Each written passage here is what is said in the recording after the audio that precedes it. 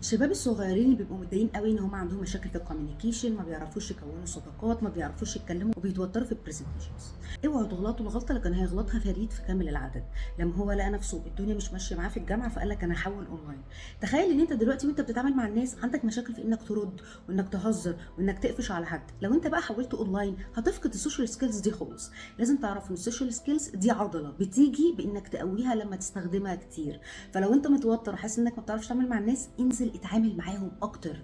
انزل اشترك في نشاطات ايا كانت، شاريتي، كلاس بتحضره في الجيم، وات ايفر. المهم ان انت تتعامل مع الناس. اكتر حاجه بقى دلوقتي تاثيرها سلبي جدا على السوشيال سكيلز والنتوركينج بتاعه الشباب ان معظمهم عندهم دراسه اونلاين، كلاسز اونلاين، قاعدين بيلعبوا العاب اونلاين بدل ما زمان كانت الناس بتنزل وتلعب مع بعض. وده حله هيجي بالانتر اكشن. انا عارفه ان انت متوتر وعارفه ان انت خايفه وحاسه انك ويرد، بس لما تتعاملي كتير مع الناس تكتسبي الذكاء والسكيلز اللي يساعدوك ان انت تبقي سوشيال.